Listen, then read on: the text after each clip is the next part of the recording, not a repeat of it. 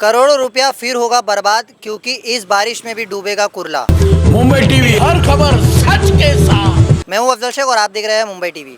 कुर्ला ये वो इलाका है जो हर बार बारिश में पूरी तरीके से समुद्र बन जाता है। बिल्कुल इसी तरीके से इस बरसात में भी होगा। बरसात के लिए कुछ ही दिन बचा हुआ है और इसी कुछ दिनों में अगर नाला सफाई जो बीएमसी है वो 20% हुआ है तो आप सोच सकते हैं कि इस बार कुर्ला की स्थिति कैसे होगी इस बरसात में। हालांकि 1650 करोड़ और उसके अलावा जो एक अलग सा फंड होता है वो भी खर्चा करके अब तक जो है मीठी नदी की सही तरीके से ना ही सफाई हो पाई है और ना ही मीठी नदी पर किसी का ध्यान जाता है। फ़िलहाल बात कर ली जाए पिछले साल की तो पिछले साल मई महीने में ही हमने आपको बताया कि बीएमसी के डिसल्टिंग घोटाले में 65 करोड़ रुपए का घोटाला सामने आया था, जिसमें ईओडब्ल्यू ने तमाम तरीके से जांच एजेंसियों की मदद से इसकी जांच शुरू की थी और 65 करोड़ रुपए का ये घोटाला सामने आया था, जिसमें बीएमसी अधिकारियों की संलिप्तता यानी उनकी मिलीभगत थी। अब इस 65 करोड़ रुपया और 1650 करोड़ यानी लगभग 2000 करोड़ से अधिक खर्चा बीएमसी ने इस तमाम चीज़ों को लेकर मीठी नदी की सफाई के लिए किया, मगर उसके बावजूद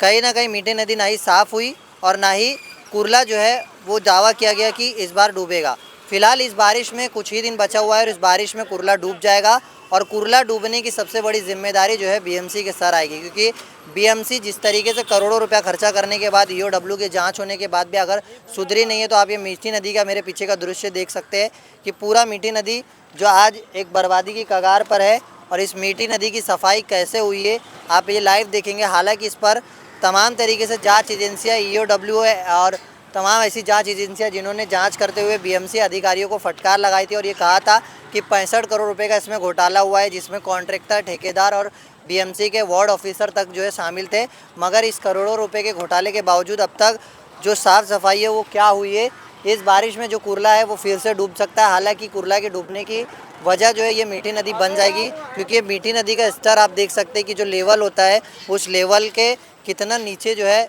ये पानी का अभी एक मार्क है और इस मार्जिन के साथ अब ये सवाल है कि इस बारिश में क्या मीठी नदी डूबेगी और अगर डूबी तो इसका जिम्मेदार कौन होगा। कौन 65 करोड़ के घोटाले के बाद भी जागा नहीं है और कब जो है इस बीएमसी की आंख जो है इस मीठी नदी को लेकर खुलेगी। कैमरामैन आमिर सिद्दीकी के साथ मुंबई टीवी।